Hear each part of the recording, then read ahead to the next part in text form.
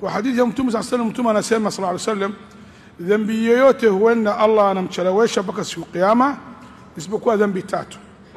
Muislamu nataka usikieni kwa makini. Ya kwanza albaghi. Albaghi kumdhulumu watu, kuvuka mipaka, kumdhulumu watu. Dhulma yoyote. Mtu yote amedhulumu mtu, unajua Mungu atakulipia hapo hapa duniani kabla ya siku ya kiyama. Dhulma ni ina maana tafsiri pana sana. Dhulma kumdhulumu mtu, ndugu yako, kumibia, kudanganya, kumsema, kumvunja heshima ya mtu, kote ni dhulma.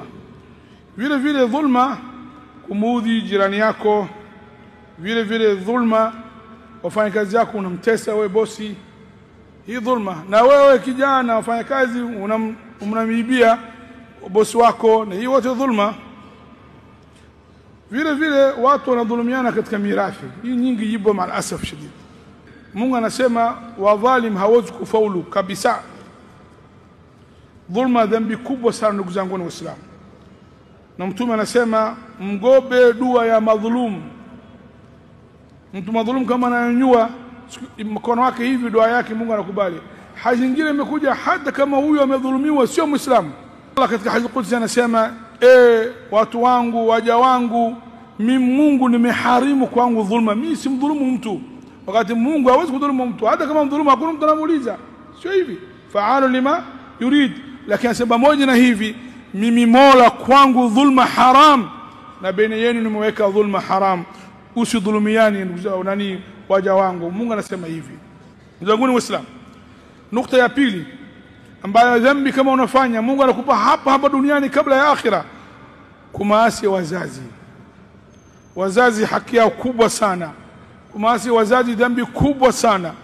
Kama utamkadhibisha wazazi wako, ujue moja kwa moja ghadhabu ya Mungu inashuka kwako moja kwa moja. Hata nenda haji mara 1000, kila siku nenda umra, sali, lazima Allah amekukasirika wewe subhanahu wa ta'ala. Mtume anasema katika madhambi wakubwa, wakati anataja katika madhambi wakubwa kabisa, kasema Mtume sallallahu alayhi wasallam kumshirikisha Mungu na kumaasi wazazi wawili.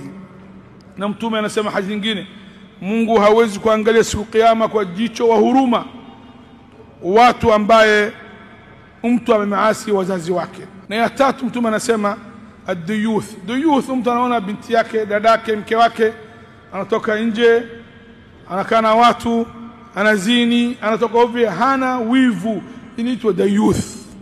Na huyu peponi haingii. Na Mtume anasema hawa watu watatu peponi hawezi kuingia.